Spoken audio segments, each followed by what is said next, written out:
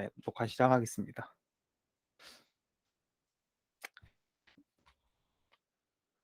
잠시만요. 네, 그래서 어, NFT 그리고 IPFS 그리고 솔반 토큰에 대해서 발표하게 될 이진우라고 하고요. 지금 현재 피다오에서 폴카다 팀에서 개발을 하고 있습니다. 그래서 먼저 간략하게 NFT에 대해서 알아보고 할 건데, NFT란 펀저블 토큰이랑 논 펀저블 토큰 이 두 가지를 먼저 구별을 해줘야 되는데요. 펀저블 토큰은 해석 그대로 대체 가능한 토큰이고요. 그래서 예를 들면은 1달러 지폐와 또 다른 1달러 지폐는 서로 대체가 가능하죠. 그리고 우리가 흔히 아는 ERC20 토큰, 에이프 토큰, 그리고 초기 요스 토큰, 그리고 다이 토큰 이런 것들이 있습니다. 근데 NFT 같은 경우에는 우리가 ERC 721 요거를 따르는 토큰이고요.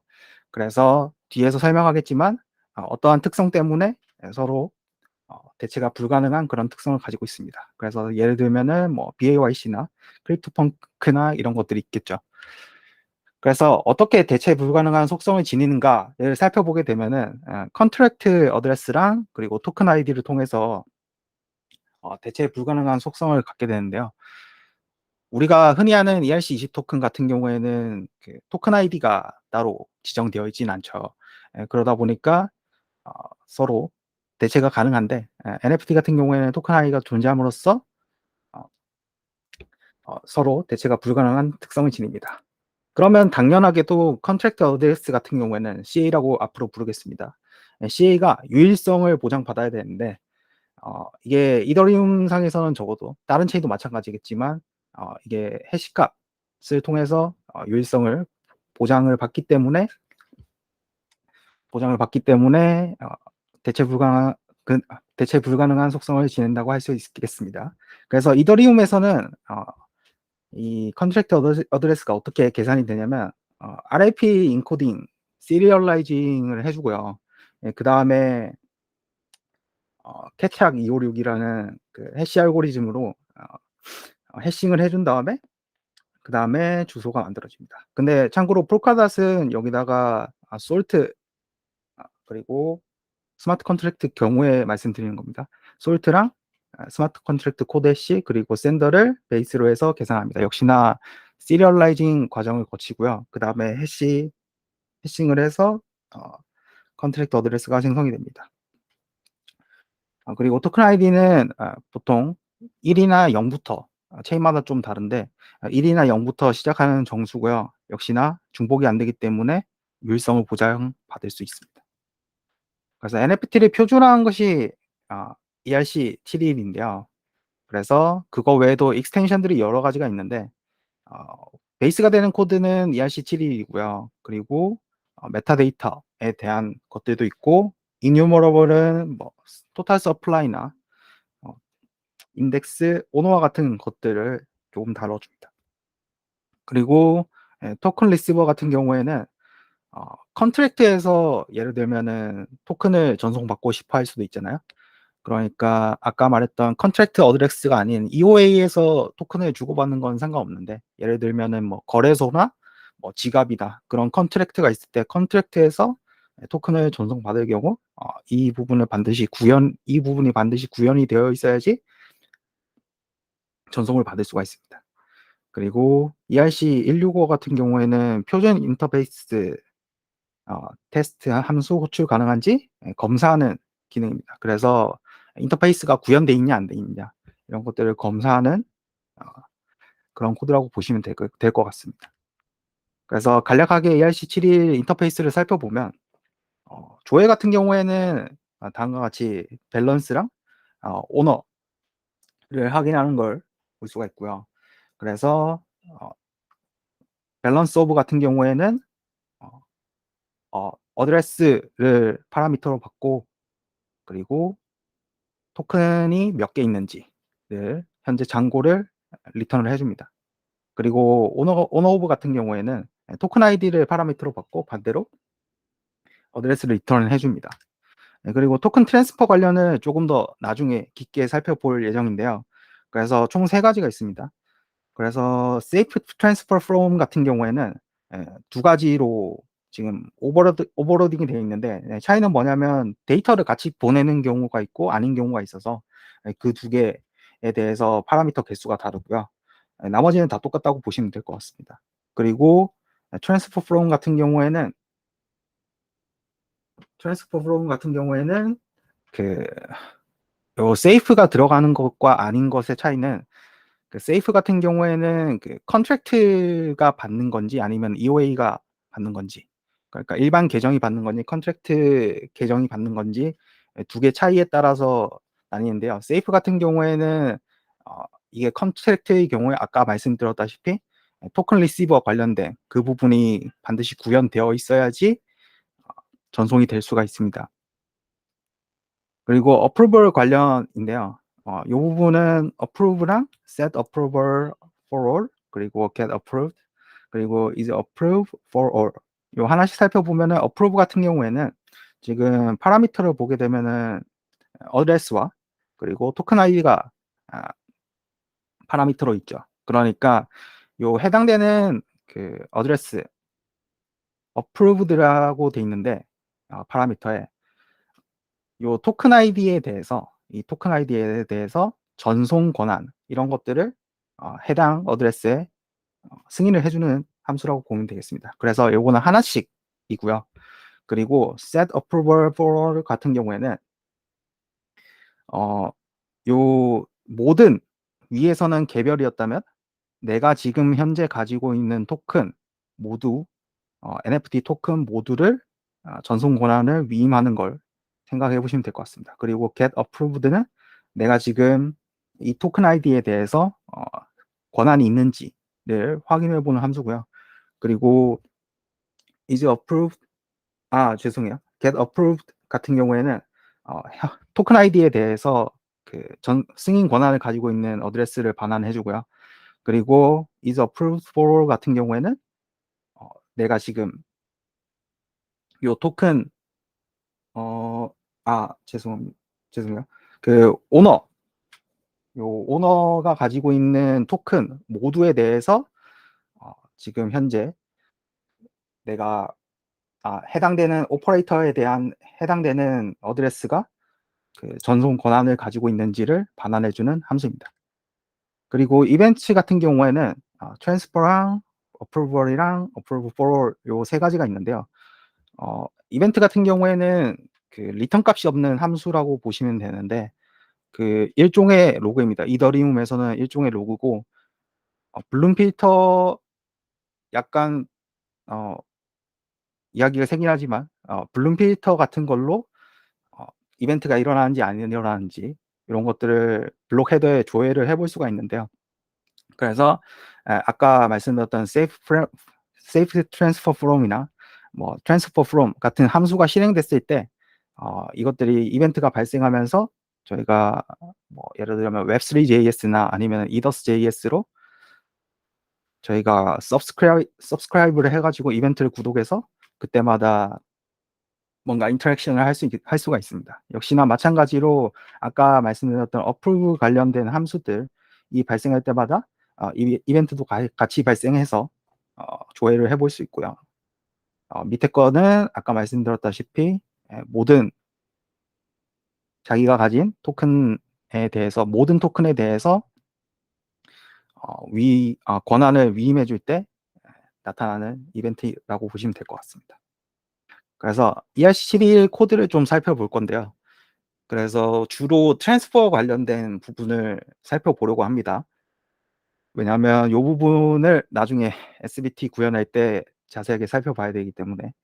그래서 그 전에 ERC721 컨트랙트 변수들을 한번 알아보면은 당연하게 매핑 네 가지가 있는데요. 지금 오너스 관련된 거랑 balances, 그리고 token approvers, 그리고 operator approvers, 요 네 가지가 있는데요. 뭐 owners 같은 경우에는 너무 당연하게도 그 토큰 아이디에 대해서 오너가 누구냐, 아, 나타내는 해시맵이고요. 그리고 밸런시스는 어드레스가 지금 해당되는 어드레스가 지금 토큰 NFT를 몇 개 가지고 있느냐에 대한 거고요. 어프로버스 같은 경우에는 자세하게 한번 살펴보시고 요거는 중요하지 않으니까 빠르게 넘어가도록 하겠습니다. 그래서 트랜스퍼 관련된 부분을 한번 볼 건데요. 요 트랜스퍼 관련된 코드를 한번 살펴보면은 특이한 부분들이 몇 가지가 있는데요. 이거 필기를 네.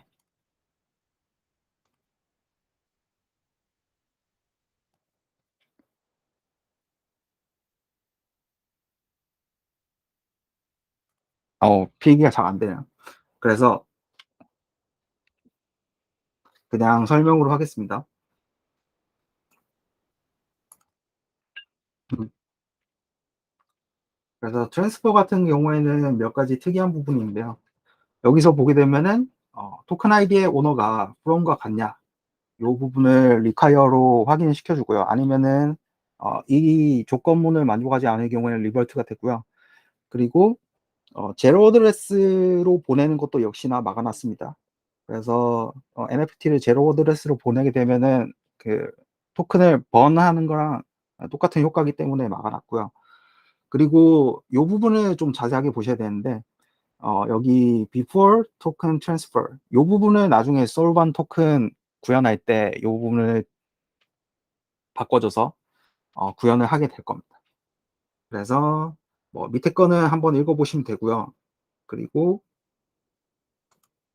아까 말씀드렸다시피 트랜스퍼랑 세이프 트랜스퍼 이 두 가지가 다른데요. 요 경우에 보면은 트랜스퍼 다음에 require 문으로 check on ERC71 receive 요 함수가 실행된 걸 볼 수가 있는데요. 그래서 요거 뜻은 어,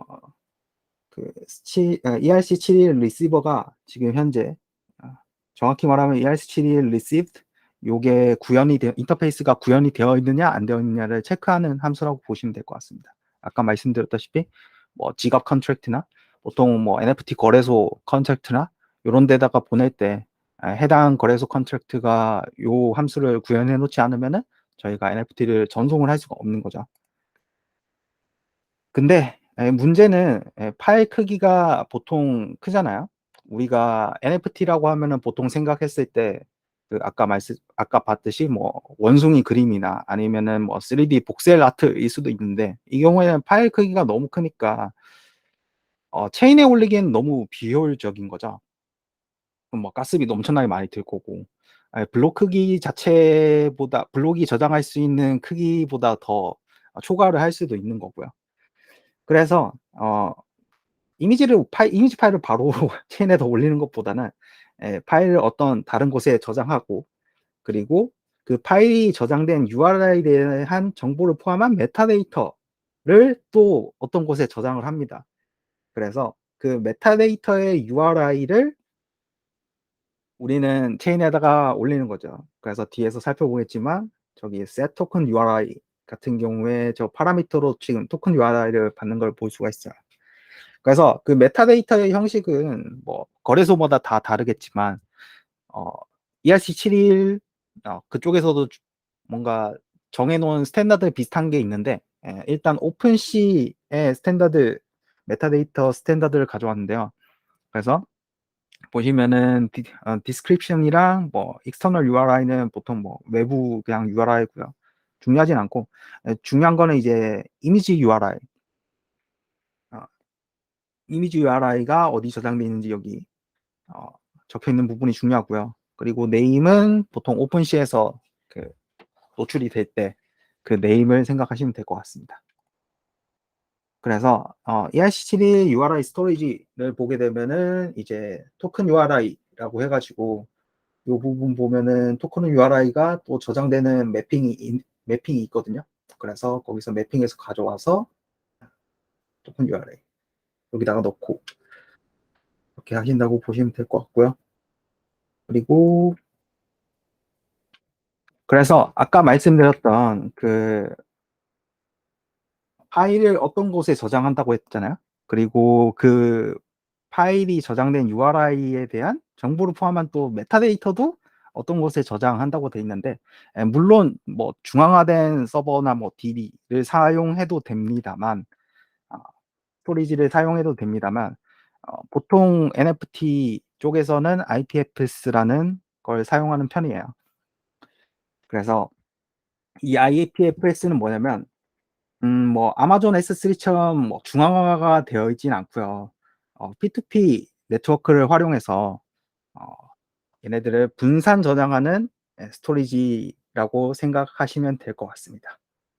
그래서 뭐 예를 들면은 NFT 발행 주체가 모종의 이유로 망해서 이미지를 모두 뭐 스토리지에서 아예 내려버린다던가, 해킹에 당해가지고 이 데이터에 변조가 된다거나, 그리고 뭐 저희 최근에 한 2월, 3월쯤에 보면은 실타래 팀에서 그 해킹 사건이 일어난 적이 있거든요. 물론 뭐 사후 대처를 나중에 제대로 하긴 했습니다만, 처음에는 그 해당 문제가 된 카드가 이순신 카드였는데, 그거를 중앙화된 서버에서 그 메타데이터를 바꿔서 초기 대처를 그렇게 한 적이 있어요.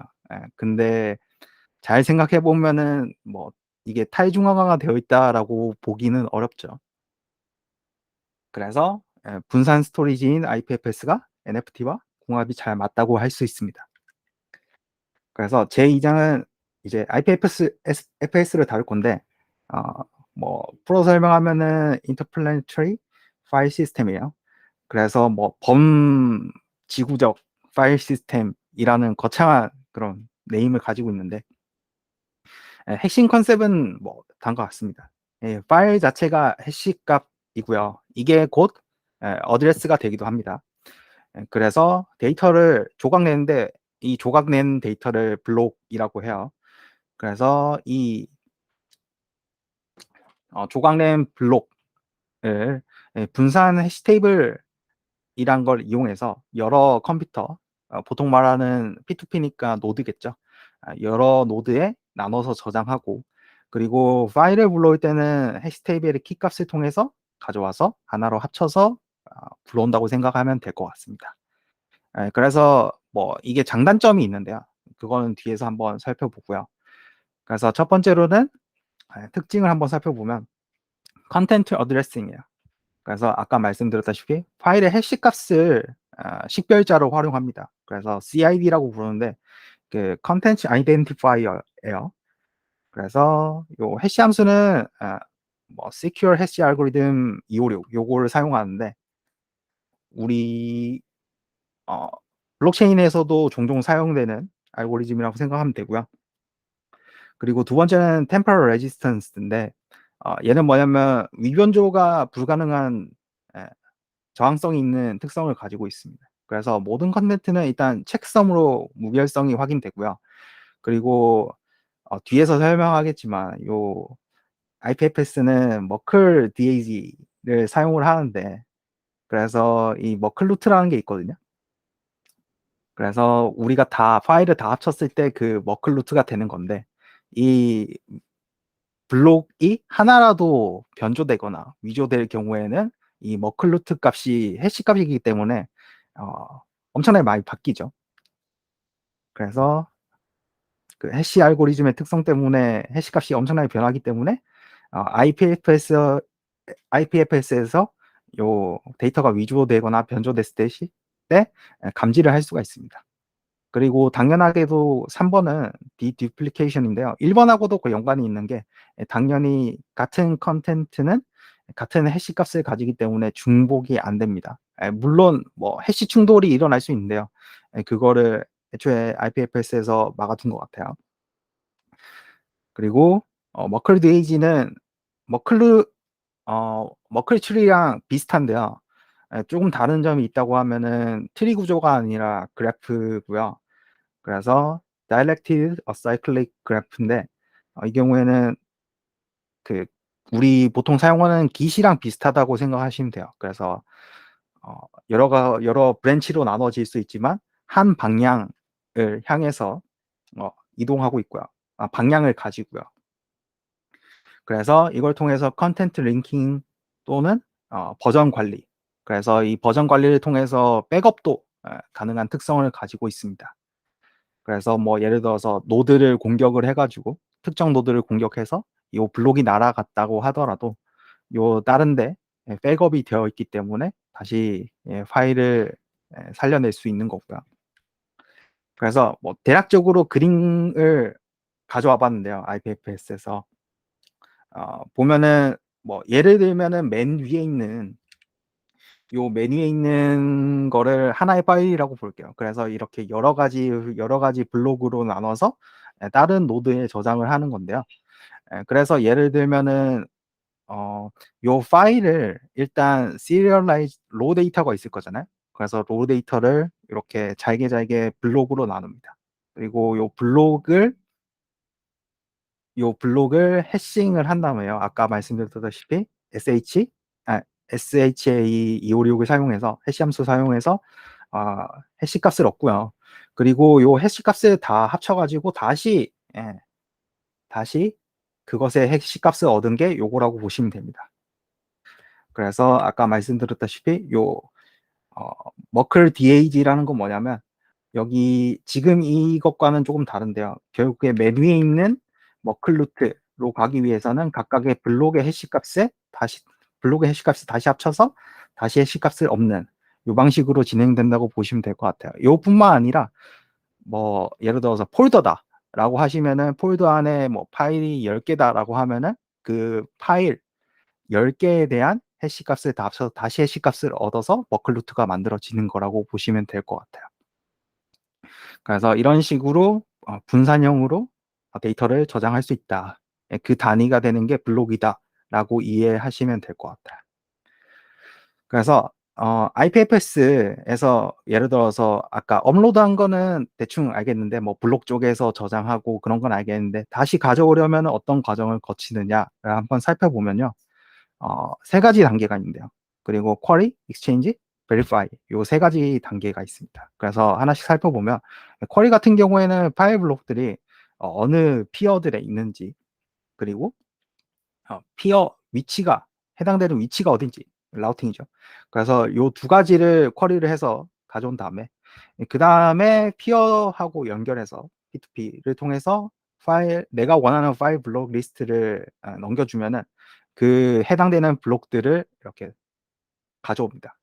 그래서 요 블록들을 다시 해싱해서 아까 말씀드렸다시피 CID 그 합쳐진 파일에 대한 CID를 구하고 원래 요청했던 CID와 같은지 확인합니다. 그래서 사실 요 원래 요청했던 CID는 어디서 나온 거냐면 그 우리가 원하는 전체 파일에 대한 CID가 있을 거잖아요. 그래서 그 자체가 어드레스고 그걸 통해서 쿼리를 하는 거기 때문에 1번에서 쿼리를 할 때 우리가 원하는 전체 파일에 대한 CID를 넘겨줘야 합니다. 그래서 3번에서는 그것과 같은지 검증하는 단계라고 보시면 될 것 같고요. 그래서 IPFS가 왜 NFT랑 궁합이 잘 맞는가를 살펴보면은 첫 번째로는 탈중앙화가 있고요. 그리고 두 번째로는 데이터의 반영구성이 있는데요. 예를 들어서 어, 중앙화된 서버에서 뭐 NFT에 대한 이미지를 뭐 특정 아마존 S3나 그런 스토리지에 저장해 놓는다고 생각해 보면은 예를 들어서 회사가 망하거나 아니면 뭐 해킹을 당하거나 하면은 어, 아예 그 이미지가 손실되어 버리는 거잖아요. 근데 아까 말씀드렸다시피 IPFS는 백업도 가능하고 그리고 노드 같은 경우에도 여러 노드에 분산해서 저장을 하기 때문에 이런 해킹 공격이나 아니면은 뭔가 회사가 망해서 이미지가 아예 손실되거나 그럴 리는 없다는 거죠. 그리고 세 번째는 뭐 이것도 비슷한 얘기인데요. 디도스 공격의 내성을 가지고 있습니다. 그래서 특정 노드를 뭐 디도스 공격을 해가지고 뭐 마비를 시키더라도 백업되어 있는 데이터랑 그리고 분산된 노드에 블록들이 저장되어 있기 때문에 그걸 바탕으로 다시 파일을 살려낼 수가 있고요. 그래서 이러한 특성 때문에 NFT랑 궁합이 잘 맞다고 할 수 있습니다. 그래서 세 번째는 SBT 컨셉하고 구현인데요. 저도 생각보다 찾아보면서 별로 어렵지 않아서 좀 놀랐습니다. 그래서 다시 ERC721 코드로 돌아가서 어느 부분을 좀 자세하게 보시면 되냐면요. 여기 before token transfer 여기 부분을 보시면 되거든요. 그래서 이 부분을 조금 바꿔주면 되는데 어떻게 바꿔주면 되느냐. 트랜스퍼 같은 경우에는 결국에 우리 솔반드 토큰의 그 컨셉을 한번 생각해 보면 보선님이 모르시는 분들은 보선님 세미나를 보시면 되고요. 그래서 솔반드 토큰 경우에는 NFT랑 거의 비슷한데 서로 간에 전송이 안 되는 특징을 가지고 있어요. 그래서 자기 어드레스에 귀속되는 특징을 가지고 있죠. 그래서 이 부분을 만들어 줘야 되는데 토큰 트랜스퍼가 일어나기 전에 실행되는 함수인 before token transfer 이 함수 내부에서 어떤 걸 만들어 주면 되냐면 서로 간의 전송 기능을 전송이 안 되도록 막아주는 그런 코드를 넣어주기만 하면 된다는 겁니다. 그래서 그 전에 메타데이터를 제가 따로 업로드를 이런 식으로 해놨고요. 그래서 이제 구현을 한번 해볼 건데 이 간단한 컨셉이니까 리믹스에서 한번 직접 구현을 한번 해볼게요. 그래서 어떤 부분이 핵심이 되냐면 아까 말씀드렸다시피 before token transfer 이 부분에서 오버라이딩을 해서 적어주는데요. 보면은 from이 어드레스인 경우에만 밑에 함수가 실행되도록 되어 있어요. 이게 무슨 의미냐면 초기에 민팅이 됐을 때 제로 어드레스에서 해당되는 뭐, 민팅을 받고 싶은 주소에 어드레스로 민팅이 된단 말이죠. NFT가 민팅이 되는데 이때 뭐 결국에 우리가 하고 싶은 거는 초기 민팅을 막는 게 아니라 초기 민팅이 된 다음에 유저 간의 거래를 막는 거잖아요. 그러니까 유저 간의 트랜스퍼만 막아주기 때문에 from 이 제로 어드레스인 경우에만 요 함수가 실행되도록 어, 해주면 된다는 겁니다. 그래서 리믹스를 켜서요. 화면을 바꿔서 어,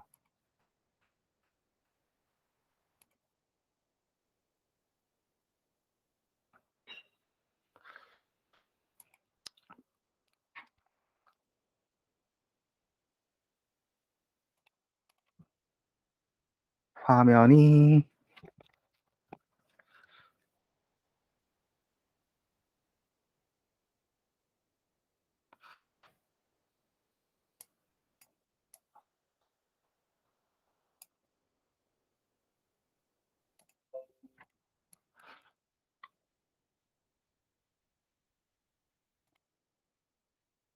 화면을 잠시 바꾸도록 할게요. 잠시 내렸다가 다시 탭 윈도우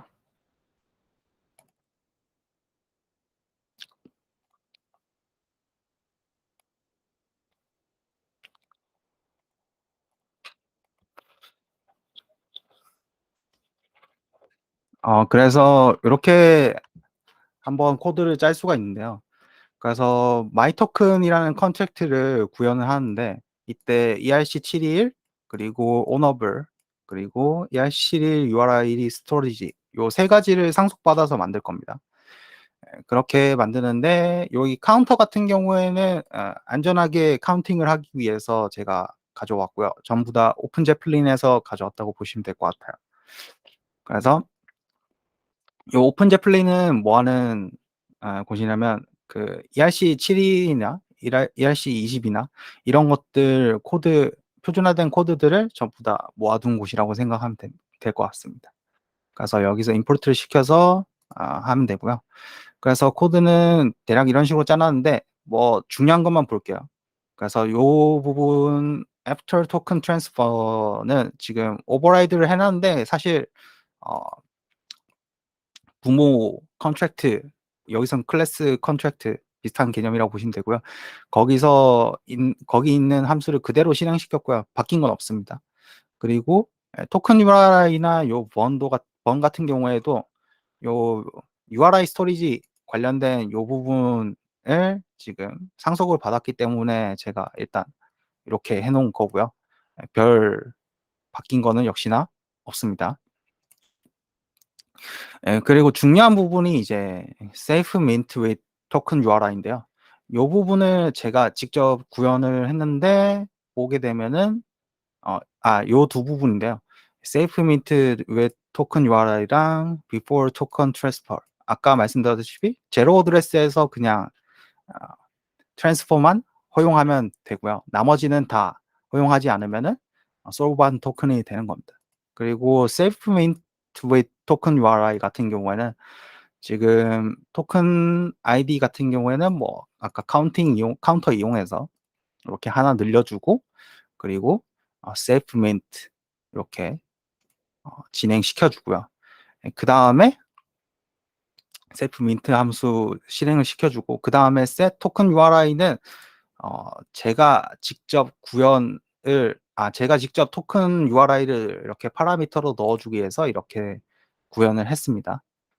그래서 이걸로 컴파일을 해서 그 다음에 리믹스에서 디플로이를 한 다음에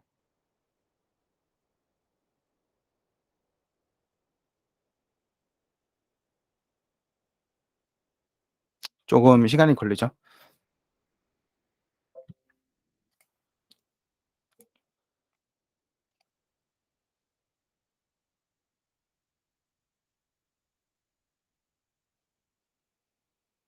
그리고 이런 식으로 예를 들어서 제가 아까 피나타 보통 뭐 IPFS는 뭐 여러 가지 서비스를 써도 되는데요.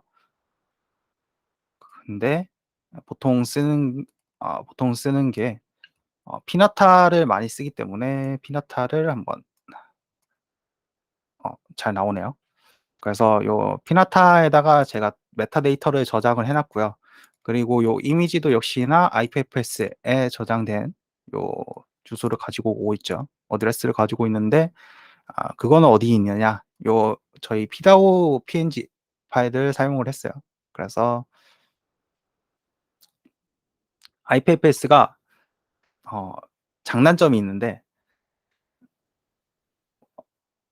그 중앙화된 서버나 DB가 예를 들어서 가까운 위치에 있으면 중앙화된 스토리지가 훨씬 좋습니다. 근데 문제는 뭐냐면 서버가 물리적으로 멀리 있을 때는 오히려 P2P 네트워크를 위한 P2P 스토리지 서비스가 더 좋을 수도 있어요. 왜냐하면 주위에 있는 로컬에 있는 노드가 근처에 있으면은 또 그때는 IPFS 같은 분산 스토리지가 괜찮을 수 있거든요. 속도가. 근데 일반적으로는 뭐 중앙화된 서버가 있는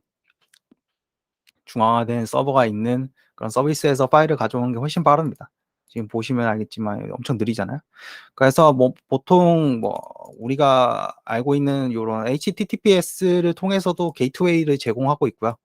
그래서 요걸 넣으셔도 되고 아까 말씀드렸다시피 이렇게 IPFS 이렇게 넣어도 오픈시에서는 잘 작동하더라고요. 그래서 이런 식으로 예를 들어서 제가 제 어드레스로 지금 계정 어카운트로 디플로이를 했고 그리고 보게 되면은 오너블이라고 해가지고 현재 지금 save main with token URI 여기 보면은 only owner라는 모디파이어가 있는데 이 경우에는 이 컨트랙트를 디플로이한 오너만 이 함수를 실행을 시킬 수가 있습니다.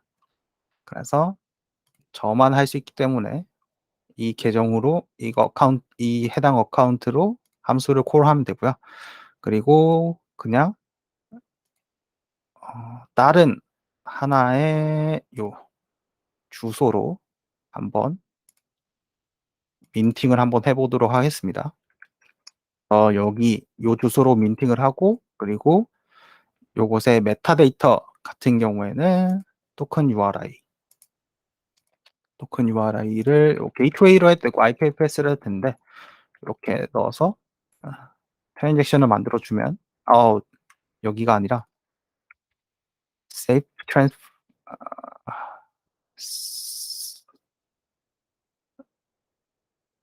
safe safe mint죠.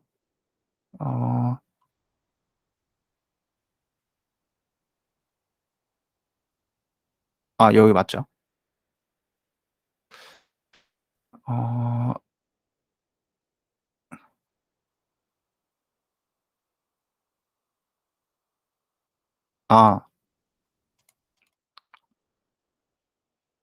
다시 바꿔줘야겠죠?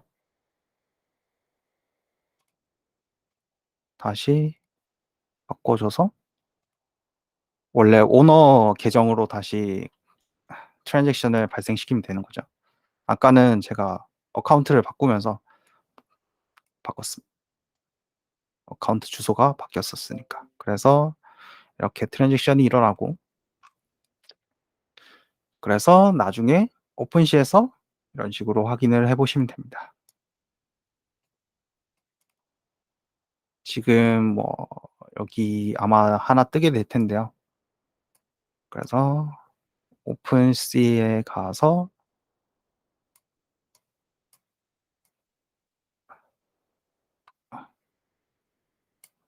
여기 오픈C에 가서 역시나 지갑 주소를 민팅했던 곳으로 가서 바꿔주면 되고요. 메타마스크.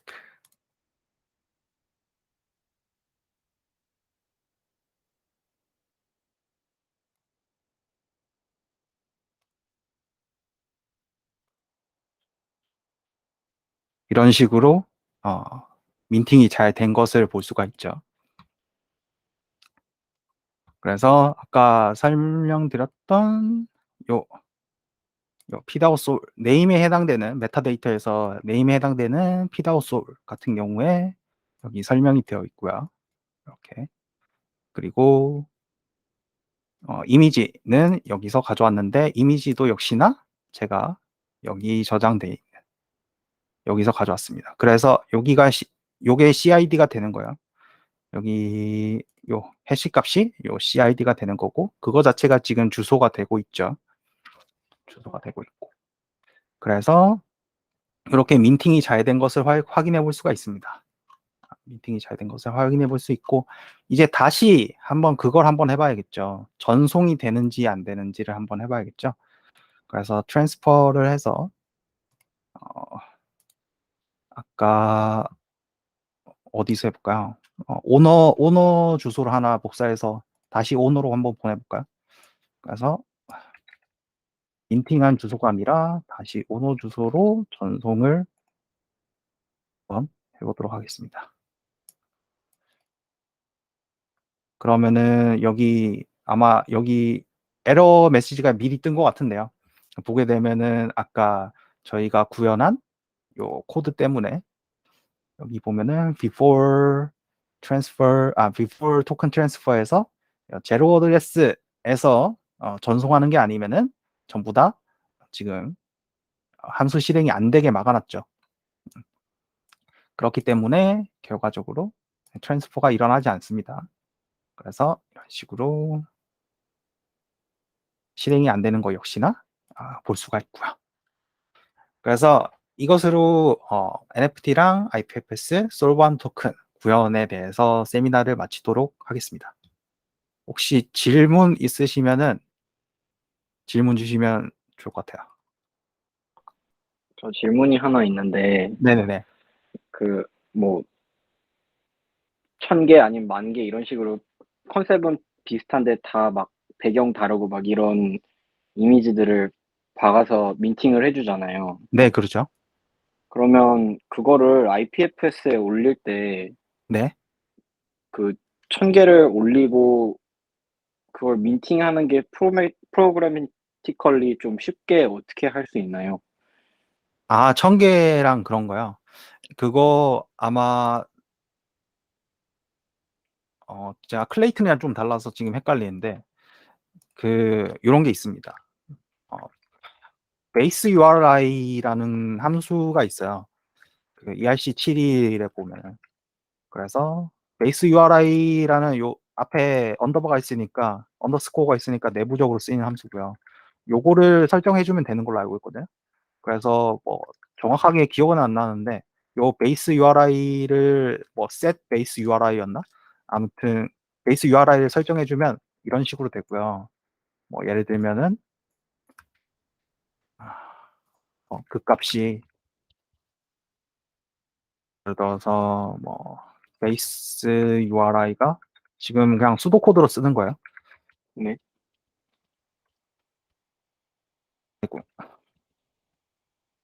그래서 뭐 예를 들어서 이렇게 설정이 되어 있다고 치면은 그다음에 뭐 뒤에 토큰 아이디가 뭐 예를 들어서 0이라고 치면은 요 뒤에 0 이런 식으로 붙는 거거든요. 그래서 아, 뭐 지금은 이렇게 보면은 이렇게 되어 있잖아요. 잘 안 보이실 수도 있는데 확대를 해보면 지금 토큰 아이디가 0인 거에 대해서 URI가 이렇게 되어 있는데 지금은 제가 그냥 예시를 들기 위해서 하나만 해놓은 거지. 아까 말씀드렸다시피 IPFS에서 폴더 자체로 업로드를 할 수 있다고 말씀드렸잖아요. 제가 그 부분 놓쳤군요. 디렉토리가 있군요. 네네, 디렉토리가 있어서 음, 요렇게 뭐 예를 들어서 폴더라고 하면은 여기 뭐 이런 식으로 0 또는 뭐 음, 0.png 뭐 이런 식으로 올라갈 수 있는 거죠. 이해했습니다. 네, 그래서 토큰 아이디에 따라서 네, 달라질 수 있다라고 보시면 될 것 같아요. 네, 감사합니다. 네, 혹시 또 질문 있으세요? 전 없습니다. 네, 그러면은 여기서 마치죠. 네, 네, 잘 감사합니다. 들었습니다. 네, 감사합니다. 녹화 종료하셨나요? 네.